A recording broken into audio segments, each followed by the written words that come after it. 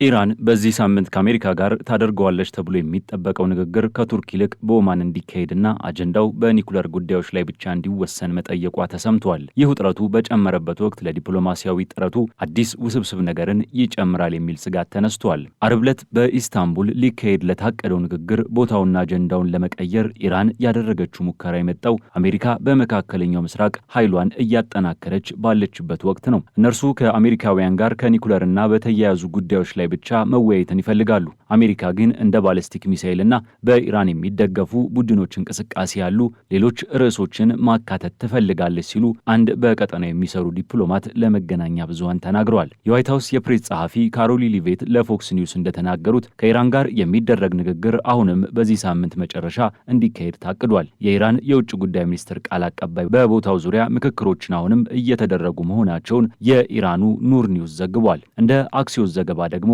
ትራምፕ ንግግሩን ከቱርክ እንዲዛወር የቀረበውን የኢራንን ጥያቄ ተቀብለዋል። እንደ ምንጮቹ ገለጻ የትራምፕ አማችና መልእክተኛ ጃሬድ ኩሽነር፣ የአሜሪካ ልዩ መልእክተኛ ስቲቭ ዊትኮፍና የኢራን የውጭ ጉዳይ ሚኒስትር አባስ አራቺ በንግግሩ ላይ ይሳተፋሉ ተብሎ ይጠበቃል። እንደ ፓኪስታን፣ ሳውዲ አረቢያ፣ ኳታር፣ ግብፅና የተባበሩት አረብ ኤምሬትስ ያሉ ሀገራት ሚኒስትሮችም ይገኛሉ ተብሎ ቢጠበቅም አሁን ግን ቴሄራን ከአሜሪካ ጋር የሁለትዮሽ ንግግር ብቻ እንደምትፈልግ ምንጩ ለሮይተርስ ተናግሯል። የወቅቱና የቀድሞ የኢራን ባለስልጣናት እንደገለጹት የኢራን አመራር የአሜሪካ ጥቃት አስቀድሞ የተቆጣውን ሕዝብ ወደ ጎዳና በመመለስ ስልጣናቸውን ሊያናጋ ይችላል በሚል ስጋት ላይ ናቸው። ኢራን 400 ኪሎ ግራም ከፍተኛ የበለጸገ ዩራኒየምን በማስረከብ ዜሮ ማበልጸጊያ ላይ ለመድረስ ዝግጁ መሆኗን አንድ የኢራን ባለስልጣን ተናግረዋል። በሌላ በኩል የእስራኤል ጠቅላይ ሚኒስትር ቤንያሚን ኔታንያሁ ለአሜሪካ ልዩ መልእክተኛ ስቲቭ ዊትኮፍ እንደተናገሩት ኢራን ሊደርስ የሚችለውን ማንኛውንም ስምምነት የማክበር ዕድሏ ዝቅተኛ መሆኑን ገልጸዋል። ኔታንያሁ ኢራን የገባችውን ቃል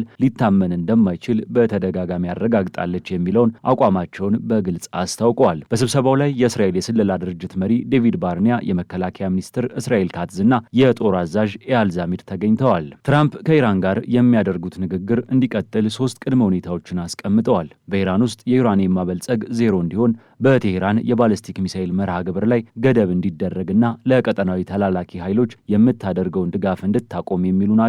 ሌላዋ የቀጠናዋ ኃያል የተባበሩት አረብ ኤምሬትስ ኢራንና አሜሪካ የኒኩለር ስምምነት እንዲያደርጉና ለረዥም ጊዜ ለቆየው ውጥረት መፍትሄ እንዲያገኙለት አሳስባለች። ቀጠናው የተለያዩ አስከፊ ግጭቶችን አሳልፈዋል፣ ሌላ ግጭት አያስፈልገንም ብዬ አስባለሁ ሲሉ የኤምሬትስ ፕሬዝዳንት አማካሪ አንዋር ጋርጋሽ በዱባይ በተካሄደ የፓናል ውይይት ላይ ተናግረዋል። የአሜሪካ ጦር በአረቢያ ባህር ላይ ወደ አብርሃም ሊንከን የአውሮፕላን ተሸካሚ መርከብ በጥቃት መንፈስ የተቃረበን የኢራን ድሮንን መትቶ መጣሉን የአሜሪካ ጦር አስታውቋል ሲል ሮይተርስ ዘግቧል። ክስተቱ የተፈጠረው ዲፕሎማቶች በኢራንና በአሜሪካ መካከል የኒኩለር ንግግሮችን ለማዘጋጀት በሚጥሩበት ወቅት ነው። የኢራኑ ፕሬዝዳንትም ስምምነቱን በተመለከተ ንግግር እንዲደረግ ፍቃድ መስጠታቸው ተገልጿል።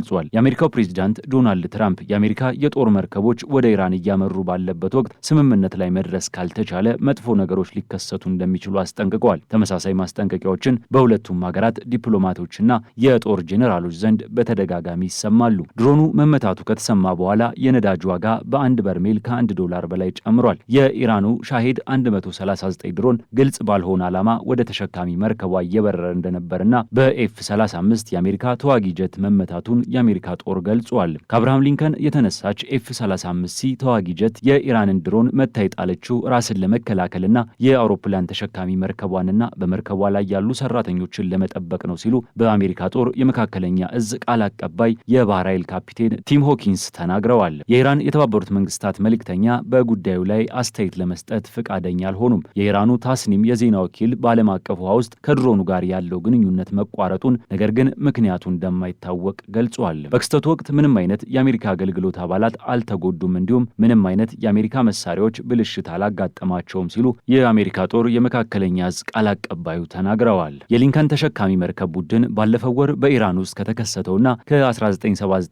አብዮት ወዲህ እጅግ አስከፊ ከሆነው የጸረ መንግስት ተቃውሞ የኃይል እርምጃ በኋላ በመካከለኛው ምስራቅ ለተደረገው የአሜሪካ ወታደራዊ እንቅስቃሴ ግልጽ የሆነ ክፍል ነው። በህዝባዊ ተቃውሞዎች ውስጥ ጣልቃ የመግባት ዛቻውን ተግባራዊ ያላደረጉት ፕሬዚዳንት ትራምፕ ከዚያን ጊዜ ጀምሮ ቴሄራን የኒኩለር ስምምነት እንድታደርግ ጠይቀዋል። ወደ ዳርቻዋም የጦር መርከቦችን ልከዋል። ኢራን በቁም ነገር እያወራች ነው ሲሉ የቴሄራንን ከፍተኛ የጸጥታ ባለስልጣን አሊ ላሪጃን ደግሞ ለድርድር የሚሆን ዝግጅቶች እየተከናወኑ መሆናቸውን ተናግረዋል። ማክሰኞ ዕለት በሆርሙዝ የባህር ወሽመጥ ላይ ድሮኑ ከተመታ ከጥቂት ከጥቂት ሰዓታት በኋላ የኢራን እስላማዊ አብዮታዊ ዘብ ኃይሎች በአሜሪካ ሰንደቅ ዓላማ ስር ያለችና አሜሪካውያን ሰራተኞች ያሉባትን የንግድ መርከብ ትንኮሳ ማድረጋቸውን የአሜሪካ ጦር ገልጿል። ሁለት የአብዮታዊ ዘበኛ ጀልባዎች እና ሙሃጀር የተባለ የኢራን ድሮን ወደ ኤምቪ ስቴና ኢምፕሬቲቭ በከፍተኛ ፍጥነት በመቅረብ ታንከሯን ለመያዝ ዝተዋል ሲሉ ሆኪንስ ተናግረዋል። ቫንጋርድ የተባለው የባህር ላይ ስጋት አስተዳደር ቡድን የኢራን ጀልባዎች ታንከሯ ሞተሯን እንድታቆምና ለመፈተሽ እንድትዘጋጅ